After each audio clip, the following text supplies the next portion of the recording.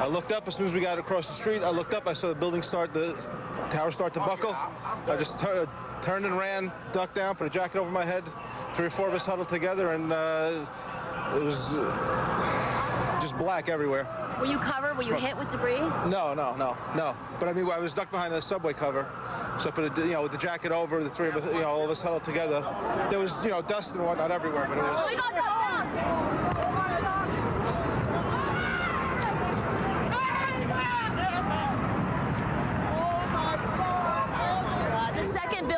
Just come down. The second everyone's being asked to get down, come down. Can't even look at it because all I can see are people. I don't see a building. I see people. People hurt. Children without mothers and fathers tonight. If you're just joining us, you probably already know the World Trade Center towers, the Twin Towers, the New York landmarks have collapsed and are gone. The Pentagon has been hit by an airplane, a series of hijackings apparently today at the root of this. What we know is hundreds, if not thousands, are injured, no count on the deceased yet, and that the investigation, a massive investigation, is just beginning to unfold. But John, I stepped aside there, among other things, the moment to try to get some sort of sense from people who talk to, because as soon as this happens, people begin to think about a response. And we don't expect a response to come in the immediate future by any means. But I was just talking to Charlie Gibson from Good Morning America, and he'd been thinking about the same thing, that the response to this from the United States is going to have to be massive. They have to accomplish something in some way, because so much of the response to terrorism before by a large nation such as this, which is not impotent, but very limited in its capacity to operate at this kind of level. You were mentioning earlier the attacks against Osama bin Laden's training camps in Afghanistan. In retrospect, they spent, as you pointed out, more than $1 million per cruise missile. I forgot how many they sent. They didn't get anything. They didn't get anything. They didn't do anything. So it's an enormous challenge for a powerful nation to respond in an effective way, and the Pentagon is still burning, and today the World Trade Center towers have gone. Diane Sawyer is down in Times Square at the moment, and among other things, I think has been trying to get some grasp of the number of casualties involved. And it must be very difficult, Diane. It's impossible, Peter, no matter how many people you call, and of course, no matter what the facts we get now, one can only imagine what the facts will be later. I want to give you a sense of what it's like here in Times Square right now, because if you look outside, we have hundreds upon hundreds upon hundreds of people standing outside, just stopping still, a kind of respectful witness, looking up at the screens where we're broadcasting the pictures. They can't hear the sound. They are simply looking at the wordless horror and standing to show, in a way, respect. And I want to show you something else, because people have been sent home from Times Square, and across the way, the construction workers who were building the Toys R Us building next door to us just hung their signs outside. God bless America, and pray for families and victims. And we can only, of course, add to that as crisply as we try to report what's happening here today, we join them. And this is not just another story, even for reporters who've been trained to do this for so long. A few things to add since this morning. We were on the air, of course, live when suddenly we get word of that first explosion at the World Trade Center, the first building. And initially, of course, we didn't know if it was an accident. We didn't know what had happened. And then we were on the air live when the second plane came in and the second plane hit. And I want to show you now. This is what we were seeing live on the air. And as you've expressed before, Peter, the combination of disbelief and horror and simple prayer for somebody to save the people who were inside that building is all anybody can do, as an entire network is broadcasting live something so unimaginable. I have talked, as you all have, and as George Stephanopoulos reported, to the people who were inside as these scenes were taking place. We now see the first collapse, which of course took place about 10 a.m. Eastern time, and then it would be about 28 minutes later that we would see the second collapse of the second building. And while we're watching the scene, each person desperate to stop this tape and go and do something. All we can do is relive the horror each time we see it. I have talked to people who are inside the building, one of them Fran Martin, who is the aunt of someone who works here at ABC, and she was saying that the first experience inside the building was that earthquake-like feeling a number of people have mentioned, and then something else in an eerie, silent, kind of mournful foliage. You saw paper just wafting out in all directions, and it was so mysterious to everyone. They couldn't imagine what had happened. The paper was scattering, and we've now read some 3 miles out, way across the river, the paper from those floors. As they came down the stairs, we're told that people were remarkably calm, were remarkably respectful of each other as they were making their way down, even though a number of them had lived through that bombing 8 years ago. A number of them remembered what it was when the bomb went off in the basement of the World Trade Center. And of course, as we now know, if the cyanide gas had not vaporized in those bombs, that it would have been a cataclysm even beyond what was experienced then. So they could all relive it as they were making their way down.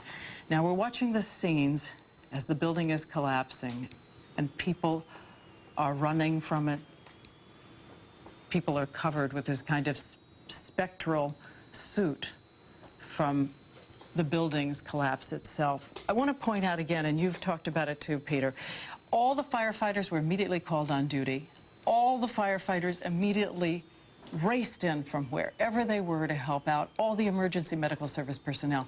This was a great display of human concern and human consideration. And you've mentioned before, we have this report that 200 firefighters are now missing, and yet they have done everything they can. Every hospital is open, every hand is on deck, every doctor is standing by in the city of New York with all this courage and struggle and still heartbreak out there in the streets right now. So that's it from Times Square, Peter. Thank you very much, Diane. I remember working with Diane on the Millennium broadcast on New Year's Eve 2000. Diane had such a joyful time in Times Square. It is, whatever you think of New York in general, it is a place where people from around the world gather to express themselves. And so we'll go back there on occasion to get some, you really get some sense of the world in Times Square. And President Bush has been on the phone today to a variety of world leaders, clearly discussing this with them at the highest possible level. And perhaps they're all as confused as the rest of us are as to what has happened, who perpetrated these acts of terrorism in the United States, and what is to be done in response. Though this is perhaps, we're only 4 hours since this actually happened, and perhaps it is not quite the time to begin to think about the precision of a response, but a response will be required of some magnitude that will mean something from the United States if one is ever able to pin down exactly who the perpetrators were. We told you that the President was in Florida this morning, where he'd intended to talk about education today and was coming back to Washington. He's made it as far as Barksdale Air Force Base in Louisiana, where he landed about an hour and a bit ago, just before noon Eastern time, where he's made a statement to the cameras, which we haven't got our hands on yet.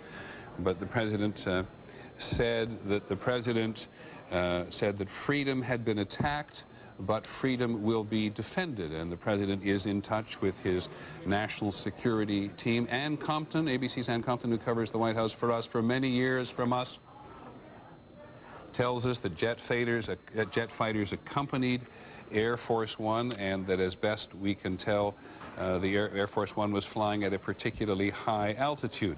There are no planes taking off or landing or taking off in the United States at the moment, with the exception of Air Force One, though the Federal Aviation Administration says at the moment that 50 known aircraft, this is actually a few minutes old, 50 known aircraft are all in the sky within approximately 50 miles of their destination. So you can feel across the country that aircraft that were in flight are beginning to settle down. They were ordered to settle down by the FAA and to land at the nearest possible airport.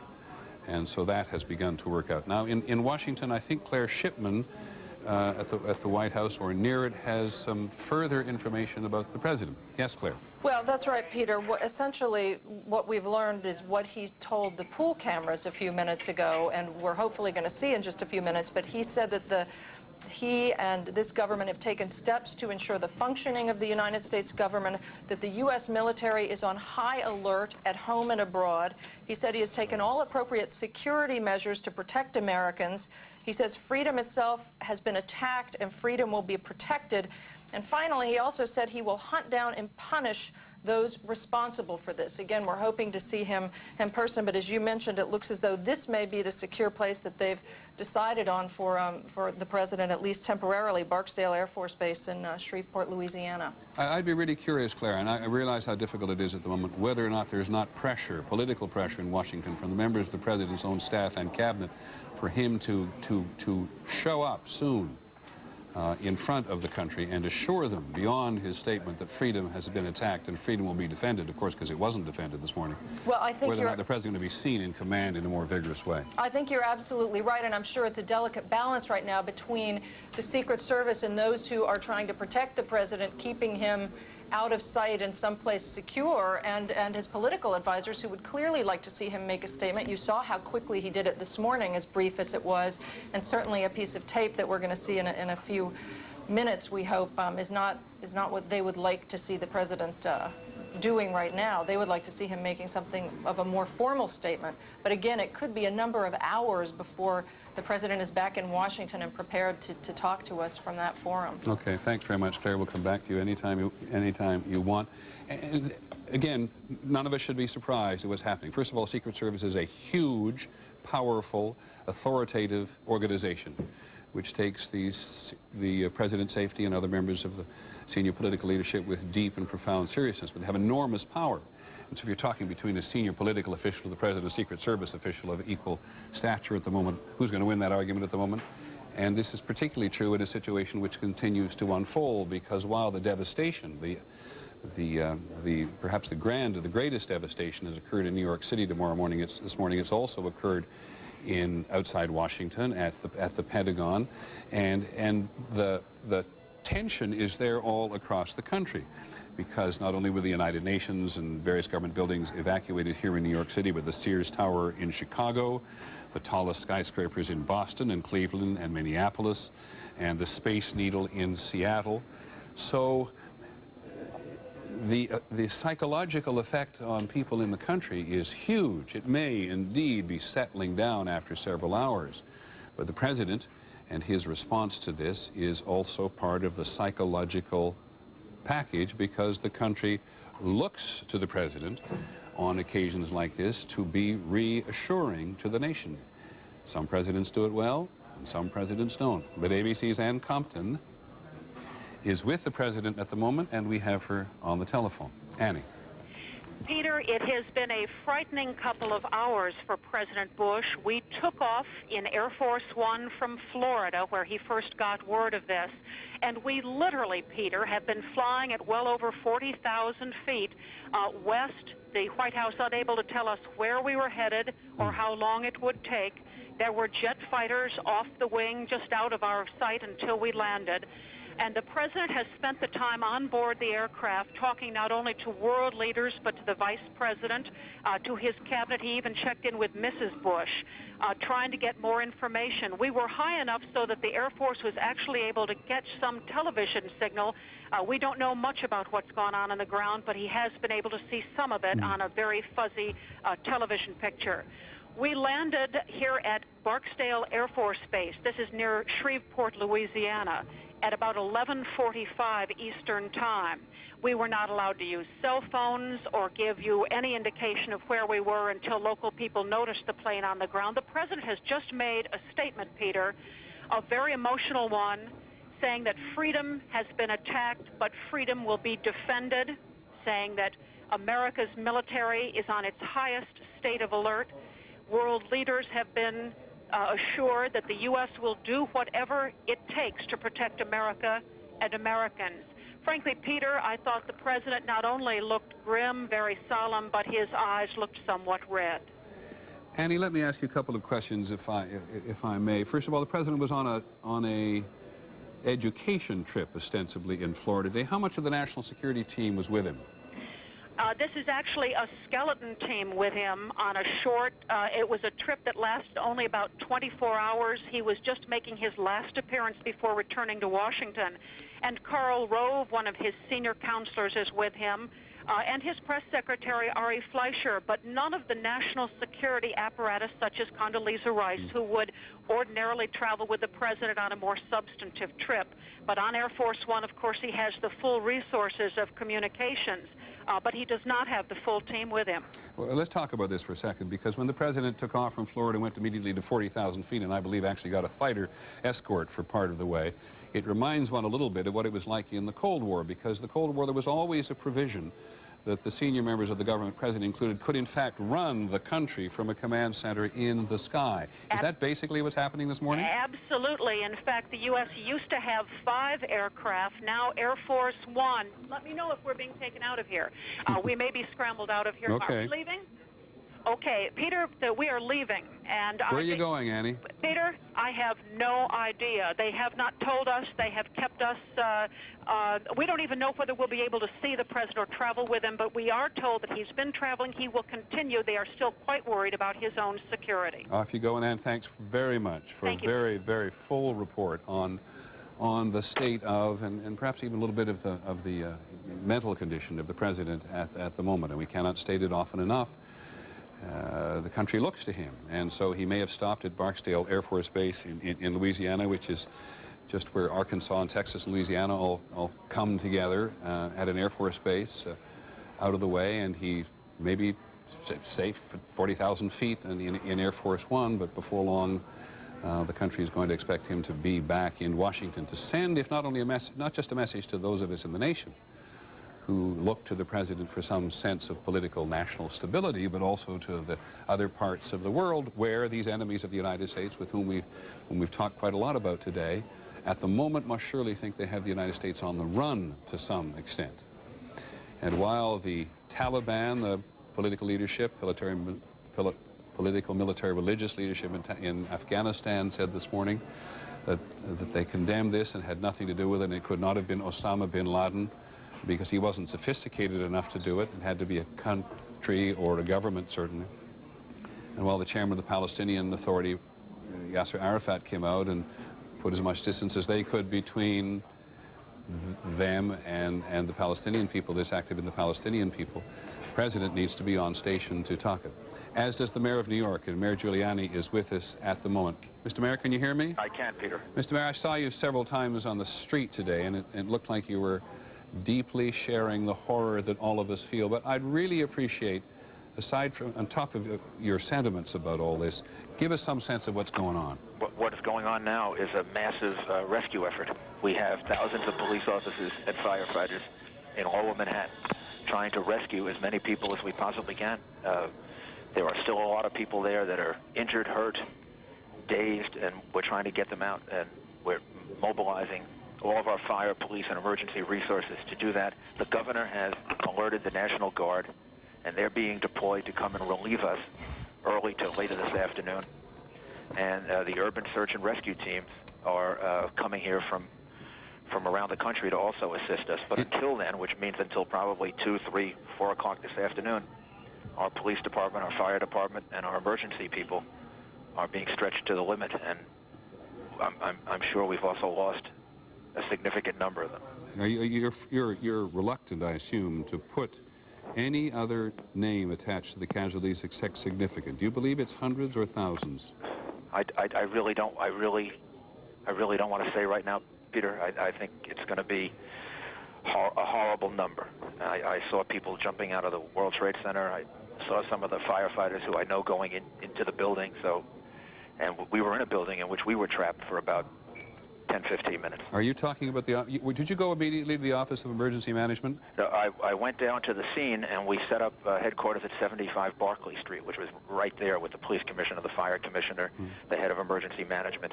And we were operating out of there when we were told that the World Trade Center was going to collapse. And it did collapse before we could actually get out of the building. So we were trapped in the building for 10, 15 minutes, and finally found an exit and got out, walked north, and took a lot of people with us. My question is, the Office of Emergency Management headquarters, into which you put enormous effort for coordination in a disaster like this, has it been damaged? Is it yes. still operating? It's gone? It's been damaged. I don't know how badly.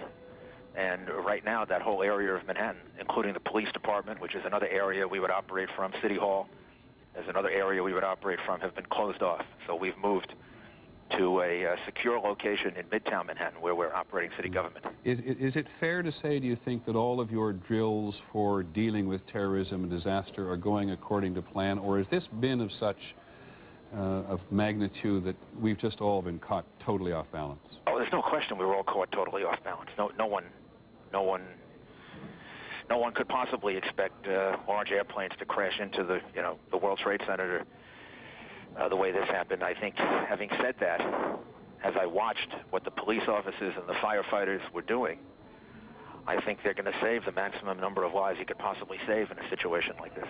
I mean, the emergency efforts that they've been going through over the last 2.5 hours are nothing short of inspiring. And when the National Guard comes in to say, did you say to take over or offer some relief, what can the National Guard do that you cannot do at a city level? Oh, at this point, what they can do is relieve men who are going to be exhausted physically and emotionally. Now, just if you would, because I know how busy you are, just give us some sense of what you thought at the time about all this. I thought that I would never live to see anything like this. I didn't think anything like this was possible. When I first arrived there, I rushed down there from Midtown Manhattan, and I saw the first building that had been crashed open. And when you look at it, it takes you a minute to really comprehend that this is actually happening.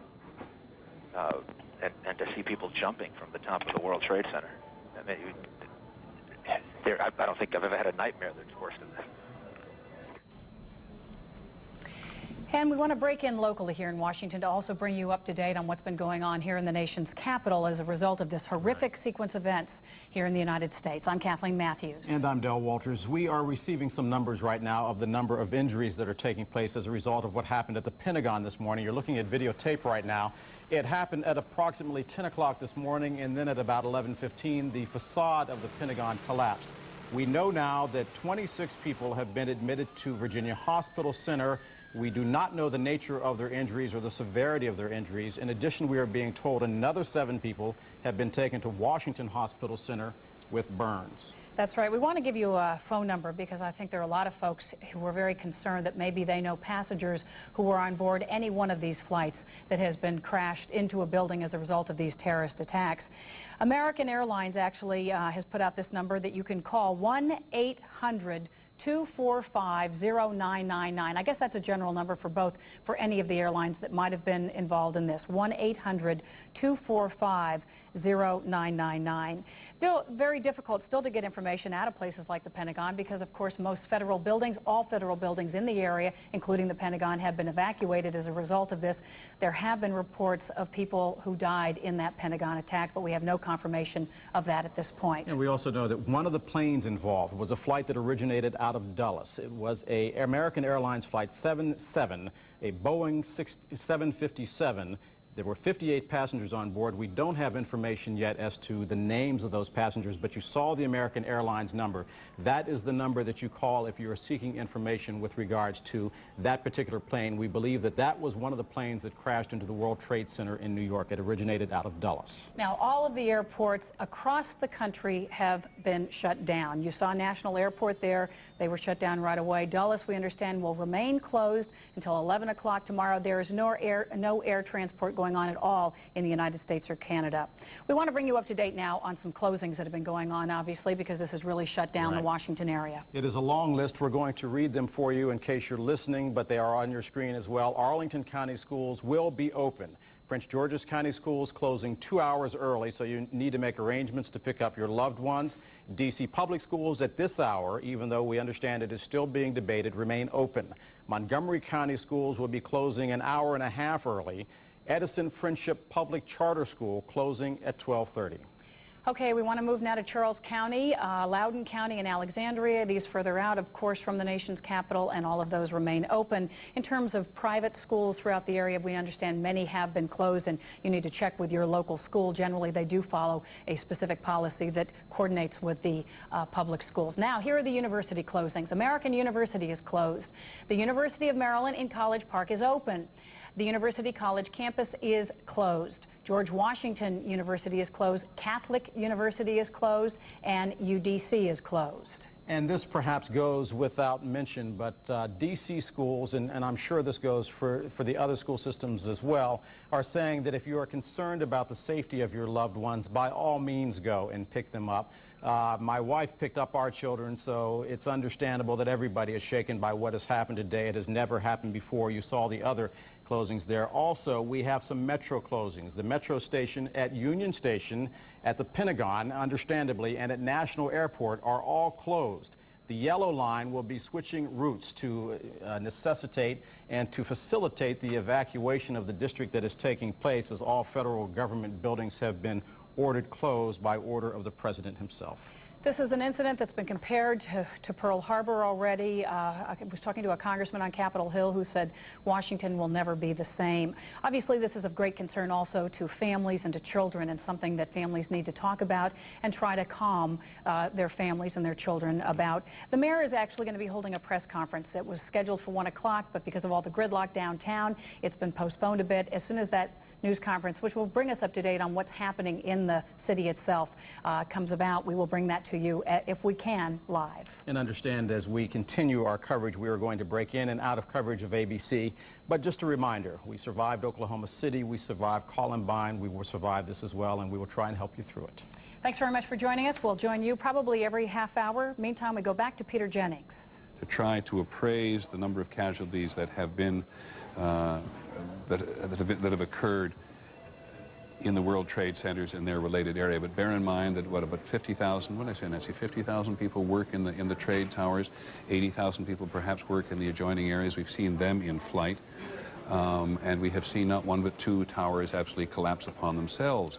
And elsewhere in the country, we're still uncertain. There's still an unknown number of aircraft who've been ordered to land that haven't managed to get down to the ground. We're not absolutely certain that there are any aircraft on missions, if you will, which are unaccounted for, despite the fact there was a report some time ago that the aircraft which crashed outside Pittsburgh, may have been on its way to Camp David. I emphasize that that's reporting of which we're absolutely not very sure at all. But ABC's Barry Serafin is at the Capitol at the moment, and we've been told for some time that the Senate leadership there was going to be sent to a secure location. Do you have a current status report, Barry?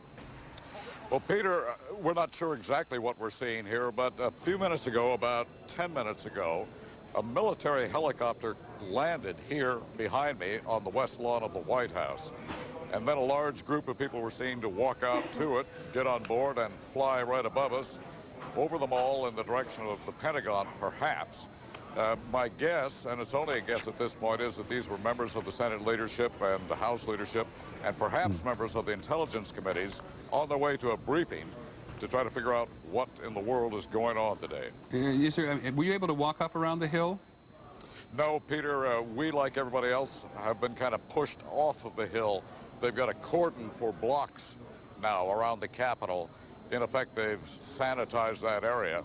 So we're about 4 blocks from the foot of the hill here. And do you have any sense was there a sense of anticipation there? People sort of waiting for something to happen at the Capitol? Well, there is. Every time any kind of aircraft shows itself, and there haven't been many, there have been a few government helicopters moving around, all eyes turn to the sky, as you might imagine. Precisely, Barry. Thanks very much. Barry Serafin, who's up at the Capitol.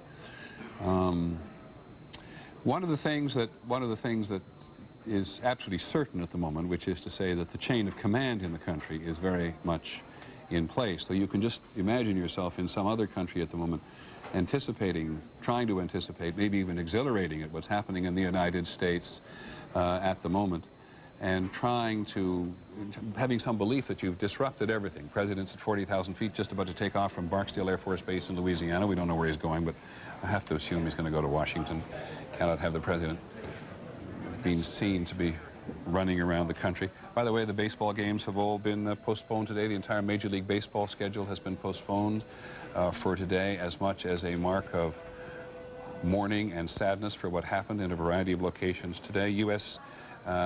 Earlier on evacuated embassies around the world. They're all quite familiar with that because on any number of occasions in the course of a year, you hear us say on the news that the State Department or the Pentagon has ordered a worldwide alert because something is going to happen or potentially going to happen. There's some kind of terrorist attack that's going to occur in some part of the world. The most recent terrorist alert, ironically, was in Asia over last weekend. In Japan and in South Korea, American embassies were put on alert because somebody somewhere in the in the intelligence establishment believed there was some potential for an attack. And it's something government has to do. It's something government has to do. Government has no choice, it argues. A lot of times you'll hear people saying, well, they've put up a state of alert again and nothing happened, and so they just do it all the time. It's very hard on Americans traveling overseas to be somewhere where there's a state of alert. But as John McWethy, who covers the military establishment for us, points out, is something government is obliged to do, lest something ever happened and there had not been an alert. John, are you there, John McKenzie? John McWethy? John McWethy's here. Yeah, John, I'm sorry, I was obviously talking about, not John McKenzie. This is I guess what one notices more than anything else today. This was a place where there was no terrorism alert. Nobody, I gather, that you've talked today seemed to know anything. One of the things that they have been studying so scrupulously over the last several months is how Osama bin Laden and other terrorist groups operate, Peter. They felt that they had some ability to monitor critical communications from these groups. I think it's going to be proved that the groups have learned some very important and deadly lessons from past terrorist events and the way the U.S. has been able to monitor them. It seems quite clear in this instance that they bypassed the normal methods of communicating and were able to organize this very complex operation in a way that basically escaped American detection. But John, I'm sorry, but I think a lot of Americans will hear you talking and be reminded that how often the government tells us how much more sophisticated it is and how much better able they are to monitor all this. They are able to better monitor it, Peter, but every time, and you and I know this because we have had conversations with high-ranking government officials about how much detail we put on the air. Every time the news media puts on these details, it helps the terrorists to understand the way that our government goes about monitoring their communications. Oftentimes, those communications intercepts are very sophisticated, but the terrorists are clearly adjusting. John, I wonder, by the way, on a slightly different subject in terms of today's disaster, whether you picked up reports of U.S. aircraft carriers being sent to New York Harbor to help in some way, maybe even to be floating platforms? I have not picked that up, Peter, but basically I'm standing on a highway at this point, so I'm not exactly plugged in. I appreciate that, John, and we benefit tremendously from your knowledge, so thanks very much. Come back at us when you think of something else you'd like to contribute. We talk about, the United States and Canada cooperated today in closing down the airports. A reminder to us that all Canadian airports, or most Canadian airports, at least major Canadian airports, are very close to the U.S. border. We learned just a short while ago that Israel today, the United States and Israeli relationships so very close, closed all of its airspace to foreign aircraft today and evacuated many of its embassies and missions overseas. In terms of the war against terrorism, the United States and Israel are seen by the terrorists and the potential terrorists and the people who would do one harm as partners in this, and so it's perfectly natural for the Israelis to be doubly and trebly on a state of alert today. We've now managed to get the tape of President Bush speaking at Barksdale Air Force in Louisiana on his way from Florida to, as you heard Ann Compton say, somewhere. We assume Washington. And here's what the president had to say when he was in Louisiana. Freedom itself was attacked this morning by a faceless coward, and freedom will be defended.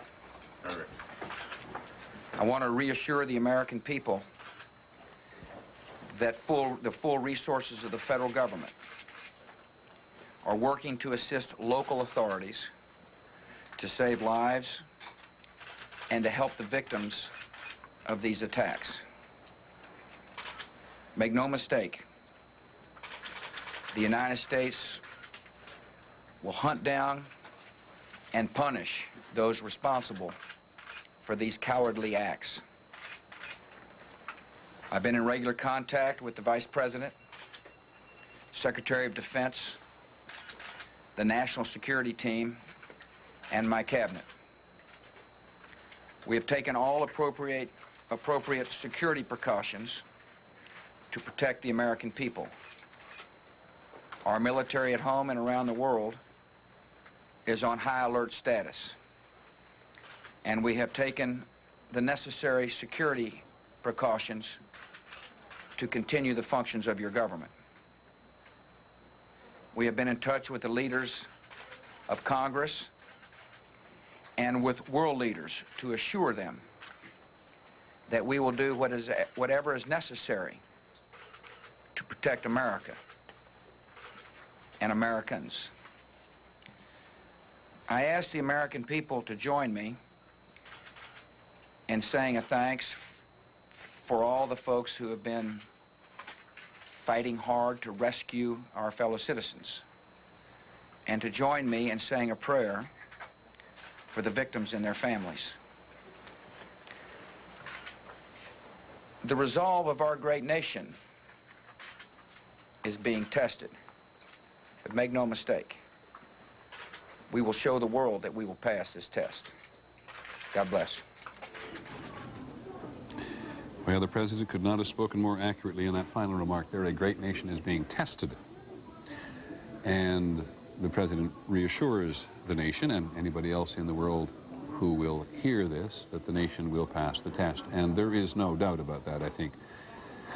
In the United States of America, as horrible as these incidents are and as tragic as Oklahoma City was, the great strength of the nation, is always there. I recognize that's one man's opinion and doesn't account for the individual shock of individual families or intelligence or military establishments, which have all suffered a grievous blow today in one way or the other. But it does say, I think, what people in most parts of the world believe, that as horrible as this is for the United States and its citizens, the United States continues to be unquestionably the leadership of the world and the example in the world of freedom and democracy. However much one may criticize it, ourselves included, on any given occasion or incident. It's interesting that in Oklahoma today, Governor Keating ordered all state office buildings closed, and the Oklahoma City Police created a one-block perimeter around the jail where Terry Nichols is housed. So again, you have an example of how people's minds work immediately. Was somebody going to try to spring Terry Nichols from jail, or was someone going to attack the jail in which Terry Nichols is housed? But in the wake of Oklahoma City, and based on what's happened this morning, nobody should be surprised. And the Associated Press has done a really good service here by checking with every state in the country so far. As you watch this on the East Coast of the United States, think about that in California, all airports were closed. Places like Knott's Berry Farm were closed today. The Museum of Tolerance in Los Angeles was closed. The Library Tower, all closed. And the State Emergency Committee convened, naturally under Governor Davis, to see that there was heightened security to all of the state buildings. In Florida, you know what happened. Walt Disney World was evacuated, closed its parks and shopping and entertainment complex. You're talking about the effect that this incident has all across the country. Airports were closed everywhere across the country, as we know, including in Georgia and Illinois, where the Sears Tower was also shut down, in Chicago, and all state government buildings in Chicago and in Springfield, the capital, were closed down. Indiana, all the federal offices were put on alert. In Kentucky, where the southern governors were about to have their full scope of their annual fall conference, it was canceled. And obviously the governors of Tennessee, Kentucky, West Virginia, Louisiana, Mississippi all went home to their respective capitals because of this.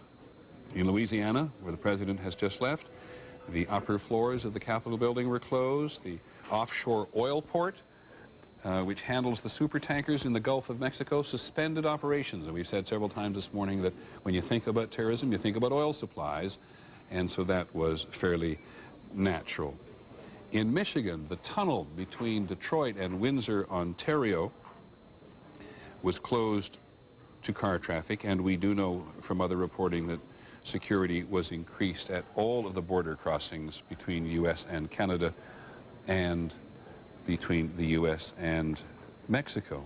But in all the states where there are military bases, including North Carolina, all of the military bases prepared for a possible change in status, and you heard Governor Pataki of New York say a short while ago that the National Guard from various surrounding states will be brought in here to give some sense of relief for the New York City Fire and Police Department, who must just be going through a hellish experience at the moment. John Miller, first of all, you've been on the phone for a little while. Tell me what you got.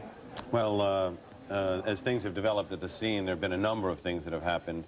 First of all, nobody in city government can right now put a number, even a ballpark estimate on the number of injured and dead.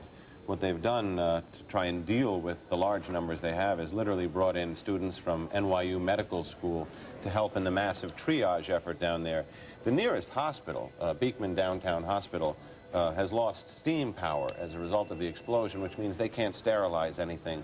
So they've essentially become a MASH center and are feeding people out to other area hospitals. Another reason to get the National Guard in here quickly, because they come equipped. Right. Another thing, as New York City hospitals became overwhelmed, ferry boats began to shuttle victims across the river to New Jersey, to hospitals in Jersey City and Bayonne. We saw, by the way, some ferry boats on the Hudson River a little. Exactly. To New Jersey on the other side, I spoke to some police officers that I know, police officers who used to work for me in the police department, who were at the scene, who gave the most incredible descriptions.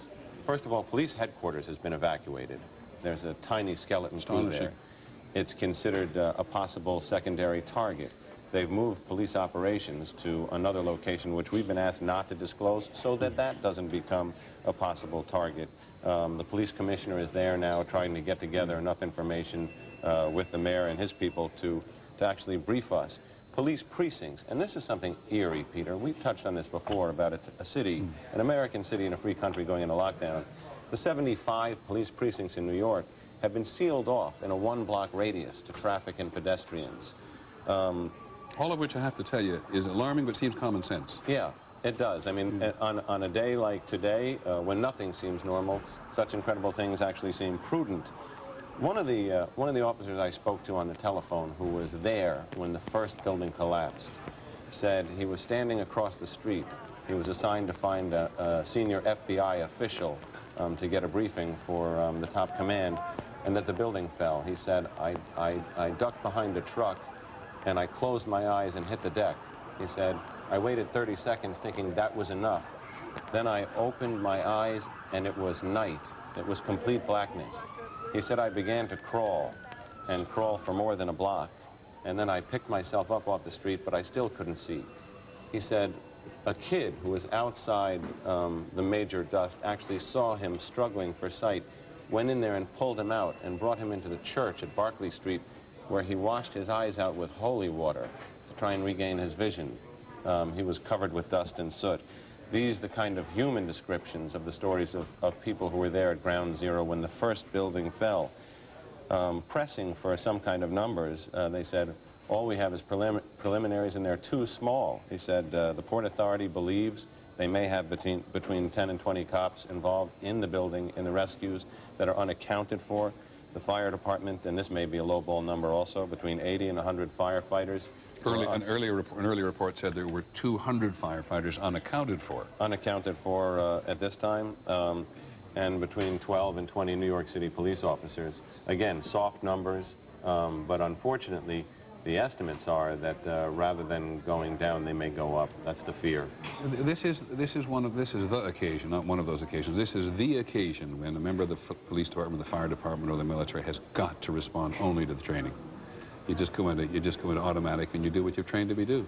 It was amazing to me, listening to the police radio traffic today, even as momentous disasters unfolded. I mean, the unspeakable, the collapsing of the Twin Towers, one after another, that while there was a high pitch to a lot of the voices and a little screaming and yelling, the rapidity with which calm was restored on the radio, and they went back to sending orders and continuing operations and acting in a logical manner. You really do revert to your training as a second nature. As you look at this and you listen to John Miller, and I thank you, John, for that. No one is better plugged into the police and firefighting apparatus in New York City than John Miller. He not only been a reporter for most of his adult life, but he worked for the police department in New York for a while before he had the good sense to come back to journalism, and he is totally plugged in. But even and when he talks about soft numbers here, it's because as you look at this disaster scene, and that's a live picture. That is a live picture 9, 10, 11, 12, 1, 2, 4.5 hours after this actually occurred, and you're looking at the smoke and the dust still emerging from the edges of these canyons in lower Manhattan, and the magnitude of trying to deal with these people, extends to moving them across the Hudson River in ferry boats, the ubiquitous ferry boat in New York harbors, not as necessary as they were in the days of greater ship travel, to the New Jersey side. And the Canadian television network, our partner, one of our partner television networks in Canada, is now reporting that American burn victims from here, I'm not sure whether it's the Pentagon or here, but I suspect it's from here, are being transported as far away as Canada to Canadian hospitals there. And there you get some sense of how difficult it is to get a real grasp of how enormous this is, other than to say, as the mayor of New York and the governor of New York State both said to us a short while ago, I just don't want to touch the casualty figures as of now. Pierre Thomas, who's been with us for much of the morning, also reports from the FBI. And we may never know much more about one of the aircraft than this, that at least one of the planes this morning, we haven't got no more details on that, was able to communicate that it had been hijacked. In some cockpits, in some of the aircraft now being in commercial service, there's a button you can hit that sends a code to your headquarters that says you've been hijacked, so you don't have to try to tell the hijacker that you're actually talking to headquarters. But that's as much as we know about one of the several aircraft today which were involved in attacks on the United States. Now, Diane Sawyer at Times Square has been trying, I know as best she can, to get some handle on casualties vis-a-vis the people who are pouring into hospitals. Diane? Right, Peter, here's all I know, and it's kind of postscript to what John Miller was saying earlier. With Beekman Hospital, the closest hospital, as he said, has been relatively out of commission. But St. Vincent's Hospital, which is one of those in the next perimeter, 25 major hospitals in New York, this is one of the next closest, told us just minutes ago they had 184 hospitalized, 2 dead. Now, again, we know that these figures are going to be changing almost minute by minute, so this is very early. But at this time, and by now we're talking just minutes ago, 184 hospitalized, 2 dead. They said to us again, though, remember that where the World Trade Centers used to be, there is now a mountain of rubble. We are talking 200,000 tons of steel, 425,000 cubic yards of concrete, and 43,600 windows with all the glass in them now just lying on the ground. So the excavation has only begun, but 184 right now from St. Vincent's. Thanks, Diane, very much. And I must tell you, I feel a little embarrassed about trying to focus on casualties in numerical terms, only because it will ultimately give us some sense of the magnitude of this attack on top of the buildings themselves being brought to the ground, and similarly true at the Pentagon. So nobody feels gruesome, or it's not about the gruesomeness of the casualty figures. It is simply trying to get some sense of the magnitude in human terms rather than the physical terms, which so much of us in the country saw just before our eyes. Before I talked to John and to Diane, I was just running there briefly through various different parts of the country where the ripple effect of these attacks were felt. In Las Vegas, for example, this is back to the Associated Press report, which they did a really good job pulling the country together. Security was increased at all of casinos on the Strip in Las Vegas, because if you think about it, for for the enemies of the United States, that kind of excess and is seen as a symbol of the United States as well. The only place we could find all of the federal buildings open so far was in Vermont, where the federal buildings in Montpelier and Burlington were both open, and they have an atomic energy plant up there, and it was placed on a state of heightened security as well. Whereas in Nebraska, you'll see the first of probably many examples of this in the hours and days ahead. State employees were asked if they would give blood, because blood will be needed. There is a blood shortage in the United States, as we've heard time and again from the Red Cross.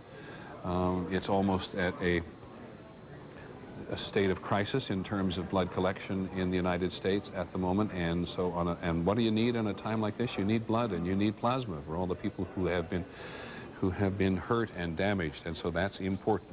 And in Nebraska, state employees were responding to requests for blood donations, and at the Air Force bases out there, and then the security was heightened. And at churches all over the country,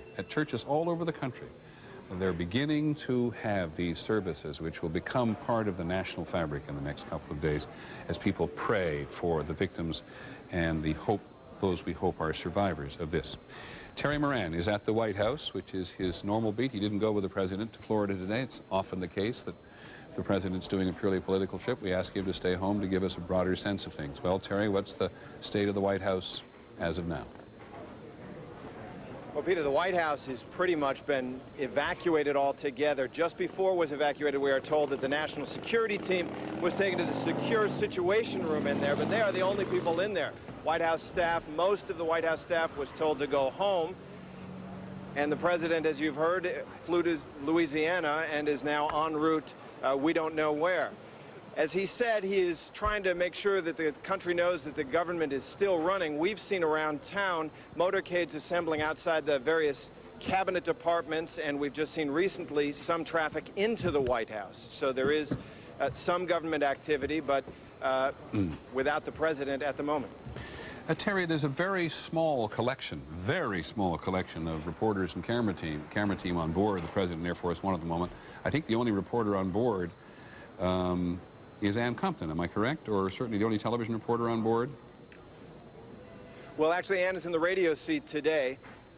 The pool, as it's called, is flying with the president. Today, CBS News is the pool. It alternates every day. Right. This pool will travel with him wherever he goes, and he made that statement that we saw earlier to the pool.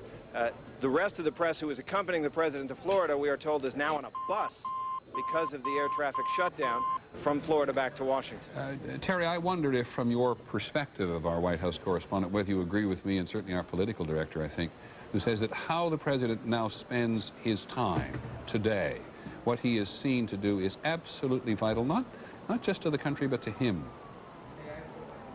Well, it's critical time for him. He said that the nation is being tested. The new president is being tested as well.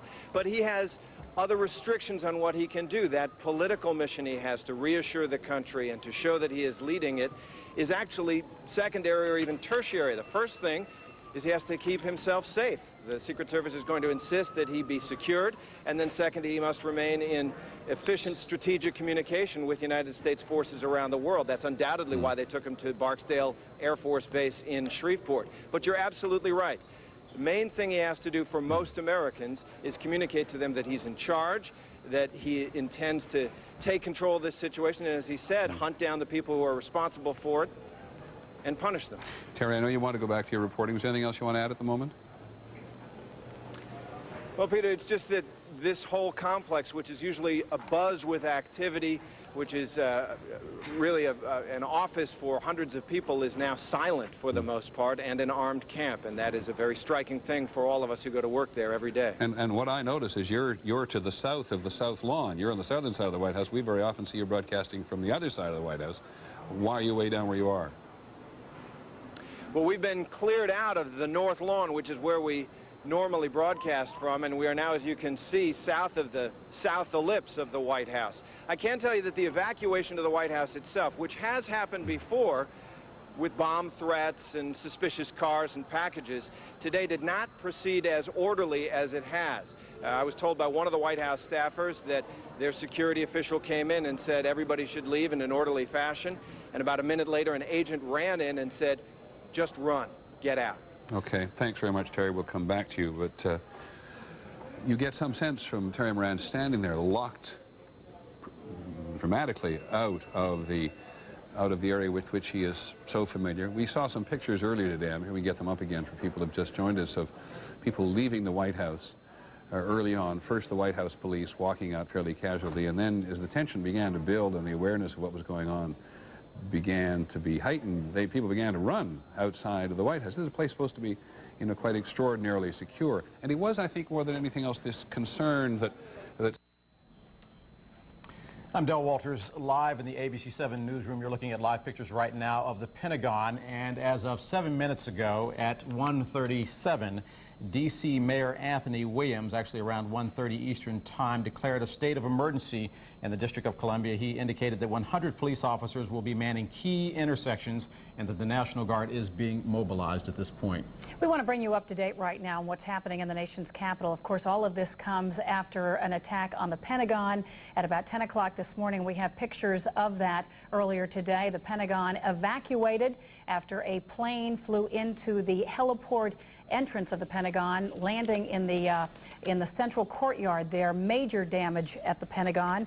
As a result, very quickly, not only the Pentagon was evacuated, but also our U.S. Capitol building, the White House, as you heard Terry Moran saying earlier, all federal buildings, including the State Department, now all monuments and museums have closed, culminating now in the mayor talking about this being a state of emergency here in the nation's capital. This is the injury update. At this hour, the efforts to fight the fire at the Pentagon continue.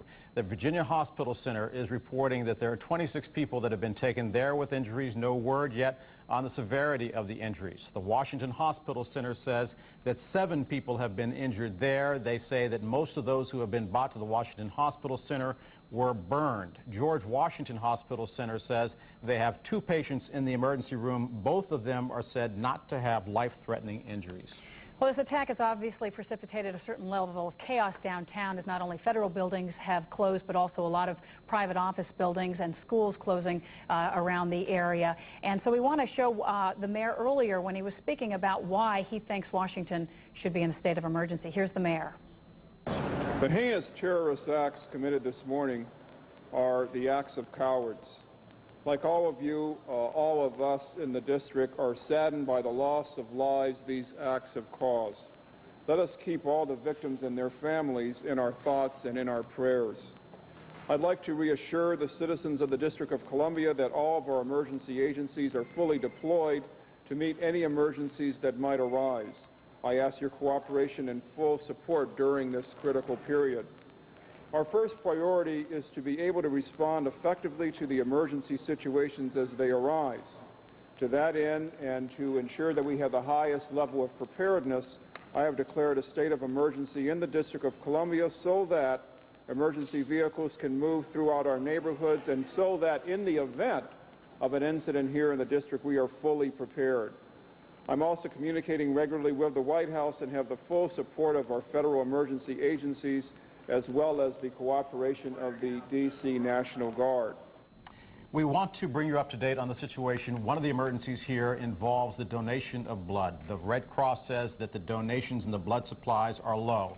The number you can call if you wish to give blood is there on the screen. It is 1-800-GIVE-LIFE. Again, 1-800-GIVE-LIFE. And also, you're being told not to call 911 in the district. Instead, use the number 311. The mayor also said stay out of the city if you can. If you have to come to pick up family members or children, do that. But if you are able to, you should stay out of the city. We'll be back. We have to be on a war footing. Senator Hagel has said that we've got to start securing our borders, locking down our airports, revisiting the way we protect our public institutions. What about that? I hope that's not true. I would say it another way. I would say we've come face to face with a new reality. A reality that we knew existed and we knew was possible. A reality that has happened in varying degrees in other countries. But if, in fact, in order to respond to that reality, we have to alter our civil liberties, change the way we function, then we have truly lost the war.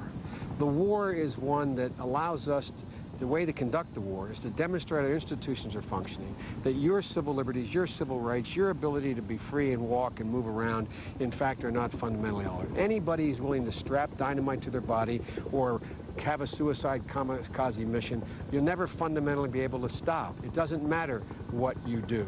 There are a lot of things we can do, though, to diminish significantly the possibility of this happening again without changing our character as a nation. Well, it's an amazing scene here, Peter. The skies are clear. There are usually planes in the sky. The skies are clear over the Capitol. The streets are completely empty. There is still smoke rising up from the Pentagon where the plane hit the Pentagon earlier. And as you can see, the members of Congress are all trying to grapple with what to do next. Senator Biden, of course, is going to be receiving all kinds of security briefings. Linda, I have a question, if I may. Yes, Peter, go ahead. I have a question for the Senator. I apologize via you. The Senator is the chairman of the Senate Intelligence Committee, so he is party to all of the information in the intelligence community. Was the intelligence community so taken up with the idea of chemical and biological warfare against the United States that they didn't pay enough attention to this possibility? Well, they clearly understood this was a possibility. The problem has been we have been focusing, in my view, I don't want to second-guess anybody here. Look, the prospect of a chemical, biological, pathogen probability is real. Some of us, literally as recently as yesterday, I spoke to the National Press Club and talked about the fact that it's just as easy to fly from National Airport into the White House as it is to, do the same thing in New York. I mean, look, we know all these possibilities exist. And one of the things we have to do is we have to get our priorities straight in terms of what the real threats are that face us and use the assets we have to begin to deal with those threats. What I don't want everybody to think is this is some worldwide conspiracy where there's tens of thousands of people who are part of this army that attacked us. This is a group of people who are very well organized, obviously are relatively well funded, and we have to figure out how their network has worked, but we have to penetrate it. But it's not, this is not, we can't, Peter, just say we're going to focus only on this kind of incident and not on chemical and not on biological and not on pathogens, not on anthrax. This, in a sense, is the most god-awful wake-up call we've ever had. Senator, let me to ask how you we have to redirect our resources. Let me ask you one more question, then. I didn't realize you could hear me. At the Pentagon and at the State Department, you already hear people doing what they almost always do in an instance like this. This is so sophisticated it must be Osama bin Laden. Maybe so, but is the United States too focused on one man? The tendency in these circumstances is to be too focused on one man, one idea, one prospect. I think that we should be calm. Those of us who hold high public office, just calm down a little bit, collect our thoughts, collect the information, and in a methodical way analyze what we know happened and what we can derive from that. I think it's much too early for us to make those kinds of judgments. The first thing is what the president is doing. He called for calm, he's getting in the airplane, he's coming back to Washington, D.C., and I applaud him for that. And we should be back up and running as quickly as we can. And I think we should do this. This cannot be dealt with overnight. It's an incredible tragedy. But it's the new threat of the 21st century that we are now facing. And we're going to find a way to deal with it. This nation is too big, too strong, too united, too much a power in terms of our cohesion and our values to let this break us apart. And it won't happen. It won't happen. Many thanks, Senator. And Linda, do you want to add something? Linda Douglas? Well, I just want to say that this is the beginning of what will clearly be an enormous, a profound debate here in the Capitol. The dynamics of the debate in this country, as I've discovered in talking to members of Congress, have been fundamentally altered now. And here you're hearing a discussion of whether we should lock down, open up, and how we tackle this, and what our priorities are, and how we protect ourselves. So I've had just astonishing conversations with members of Congress, Peter, and there's a very grave feeling here right now in the Capitol. Linda, thank you very much, and thank you, Senator Biden, as well. We'll have Linda Douglas available to us all the time, thank goodness, and Senator Biden says one of the most profound things about all this, which we've said several times this morning, which the terrorist wins when he or she manages to alter the behavior of a people or infringes on the way of life in a country, that the country, a democratic country particularly, alters its way of life, because that's a step up for the terrorist in question, because it raises the whole question of civil liberties and access and freedom of movement. And Pierre Thomas has just come back to join us. You've had this tremendous argument covers the Justice Department for us. You had this tremendous argument in Washington as to whether or not that street outside Pennsylvania Avenue outside the White House should be open again to vehicular traffic or kept closed. I mean, Paris is already winning in that one regard. Absolutely. And members of Congress and members of the D.C. delegation in particular have been arguing to reopen Pennsylvania Avenue. The Secret Service has been adamant. You cannot reopen it. Oklahoma City showed the nation what can happen with a car bomb.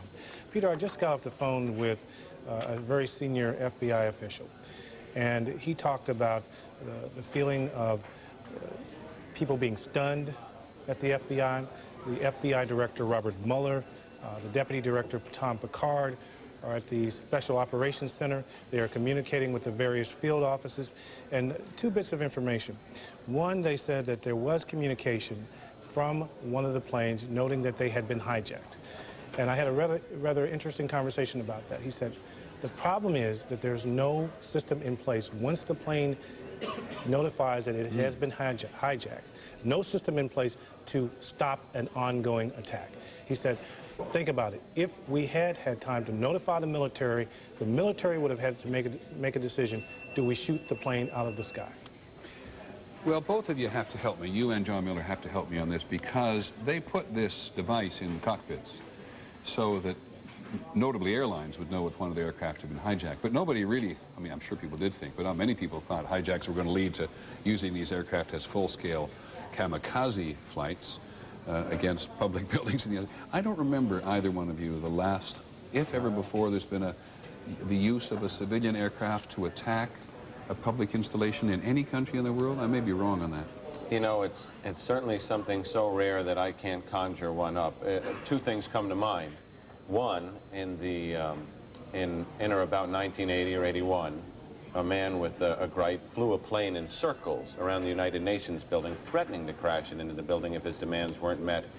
And police helicopters went up, police hostage negotiators began to talk with him, and they literally talked him and his plane down in LaGuardia Airport, too, in 1994 or 5. On the day of the signing of the crime bill, ironically, a man crashed his plane into the White House.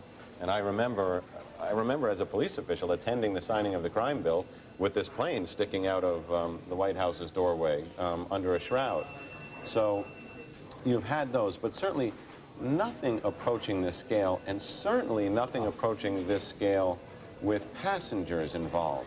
I mean, you have the crash of Egypt Air Flight 990, where U.S. officials believe that the co-pilot intentionally crashed into the ocean, but again, not into a target.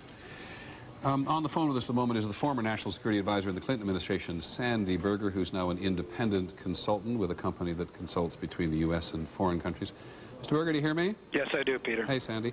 I have one question for you, because it isn't so long ago that you were in and or adjacent to the White House. This could have been on the Clinton watch as well as it could have been on the Bush watch. What would be the first thing you would have done? Well, you know, the first responsibility here, obviously, is to the people who are trapped in these buildings. This is first and foremost an undertaking here of relief and rescue. But that's not the job of the National Security Advisor. Well, what is the National Security Advisor? This may involve the National Guard. It may involve other elements, and you have to. That obviously has to be our first priority. Second, securing, as clearly the government has done, other facilities that may be targets, and then. Looking at can I just interrupt you again? Is there a book for this? Is there a book of rules, or do you just have to think, oh boy, we better lock down this, we better lock down that? Well, you know, we have suffered a massive and coordinated attack here, Peter, beyond the scale of anything we have seen before, and be qualitatively different than anything we have seen before, and. The United States, we will determine who is responsible for this. The footprint here, so to speak, is large enough that we will know who is responsible, and America will respond. But we need to do it with determination and also with steadiness. We have to determine who is responsible why this could happen without detection from so many different locations within the United States, and then respond accordingly. All right, let me ask you this, because you've raised the issue. With all of the resources available to American intelligence agencies, not to mention your cooperation with foreign intelligence agencies, you've just said the footprint is large enough, we're going to find somebody. What on earth do you mean? Well, we're talking about a number of planes. We've obviously had this operation happen relatively simultaneously. It's a sophisticated operation, and there's no question in my mind that we will determine who is responsible, and we will respond in a substantial and firm way. This has been a brutal attack against the United States. Mr. Berger, you know better than I do that in the past we sometimes assign blame to people because it's important, but we don't always know who to blame. So can I ask you if you just see any clue this morning, if in your job as National Security Advisor, you see any clue, you would have done anything to begin to try to find out who might be responsible for this? Well, I think it is. We have to be careful here not to jump to firm conclusions. We did that after Oklahoma City. We did that after the World Trade Center bombing. They were both wrong, but there are certain elements here, suicide bombings, which do have the character of radical militants from abroad. I think that's certainly where I know. The intelligence community is focused intensely. I have one last question for you, and it's really just a feeling question. You are now an independent consultant helping American businesses do business overseas, or helping other, get through the American bureaucracy. When you talk to your friends and contacts overseas, will they see the United States as weakened by this? Well, I think it depends very much, Peter, on how we react as a country. We have suffered a grievous attack, but if America here has to respond with steely determination, but also with steadiness, and that means, first of all, dealing with the victims, dealing with security, finding out who's responsible, and taking whatever action is necessary and appropriate. It also means continuing to expect and demand the highest level of cooperation from the rest of the world in going after this kind of terrorist threat. This is not just an attack on the United States. It's an attack on the civilized world. And it ought to be seen as an attack on our European friends, on our Middle East friends, and on others. And the response here cannot simply be an American airstrike response. Somewhere. In other words, you can't just mount an airstrike against somebody. It won't be satisfying, right? It may be satisfying, won't be satisfactory. I wouldn't certainly, rule out a military component of this, but you also have to get to the root of this. Okay, Sandy Berger, thank you very much. Former National Security Advisor in the Clinton administration, one of the most important members of the foreign policy establishment in the Clinton administration, now an independent consultant, as people in government tend to do when they leave government. It's been hard this morning as we continue to look at the smoke and the dust drift up from a crime scene, as John Miller called it, which we cannot feel in any intimate way on television, only through our reporters and through getting closer in and talking to the cops and the firefighters and the survivors. But we will in time get in there. But in the meantime, we've been trying very hard to figure out all of these airplanes. Because we have a couple of we've got 4 significant aircraft today which have been involved in disasters. And we've asked Lynn Scherr, one of our reporters, to try to nail down what we know and what we don't know. Lynn, are you there? I am, Peter. As you point out, it was airplanes that were the weapons of destruction today, not bombs, passenger planes. We actually know very little for sure about what happened, but we do have some details. And bear with me because the information keeps changing.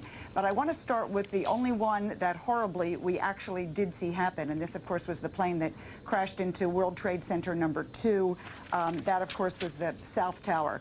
That's it on the right. Now, and there's the flame from it. What you're seeing is the North Tower. Behind it, there's a second identical tower. As you know, that plane crashed right into it. All morning, we have been told by American Airlines, among others, that that flight, that airplane, was actually American Airlines Flight 77 going out of Dulles to Los Angeles. We were told 58 passengers, 4 flight attendants, 2 pilots on that plane. It was hijacked at 9:03, it was hijacked right after takeoff, crashed into the tower at 9:03 a.m. Let me stop you right there, Lynn, because I've had different information, so I'm going to rely on you here. You now believe that American Airlines Flight 77, which took off for Dulles on its way to Los Angeles, crashed into the trade towers, not into the Pentagon. We were told that originally. What I'm about to tell you is that the FBI is now saying that that's the one that went into the Pentagon. The FBI spokesperson is saying that the flight that went into World Trade Center Tower number 2, that South Tower, was in fact United Airlines 175, a Boeing 767 that left Boston for LAX, departed at 7:58 a.m. this morning. 56 passengers, 2 pilots, 7 flight attendants. This is confusing. I apologize. We are getting 2 different answers to our questions. What I can tell you that appears to be accurate is that the plane that crashed into the North Tower of the World Trade Center at 8:45 a.m. was in fact American Airlines Flight 11, American 11, going from Boston to LAX, 7:59 a.m. departure, hijacked right after takeoff, 81 passengers, 9 flight attendants, 2 pilots. We know of 1 other aircraft involved in today's episode, Peter, United Airlines flight number 93. This was another Boeing 757, left Newark at 8:01 this morning en route to San Francisco, 38 passengers, 2 pilots, 5 flight attendants. It went down in Shanksville, Pennsylvania, which is near Johnstown, which is just southeast of Pittsburgh, Pennsylvania. I believe we have some video of that crash site right there, and that's where this flight went down. We are waiting for a press conference from the airlines to try to make some of this clear to us, but right now that is all the information we have on those 4 planes. Can I just absolutely confirm, because it would try to make it even clearer for people, or you did a much better job than I did. This is from the FBI spokesperson you're talking about, right? What I'm telling you is that the FBI spokesperson has said United Airlines 175 from Boston to LAX is the one that went into the World Trade Tower number 2, the South Tower. The FBI is also telling us that it is American 77 from Dulles to LAX and to Los Angeles Airport that went into the Pentagon. Okay, thanks very much. So what we have now in terms of the trade towers, we have 1 American Airlines aircraft, 1 United Airlines aircraft, which hit the 2 trade towers, and we have a 2nd American Airlines aircraft, which goes into the Pentagon, and we have a 3rd aircraft, United Airlines, which we have no idea about, either whether it was on a mission or for what reason it crashing southeast of Pittsburgh today, but 3 major aircraft today carrying considerable numbers of passengers and crew on board are all down, at least three of which appear to have been involved in a coordinated attack on the United States. I should also tell you that abcnews.com plays an important role in our life all the time, but it's very important at a moment like this, and has a good many offerings up at the moment, including a continuous reporting of the work we're doing here on television and they're doing on their own.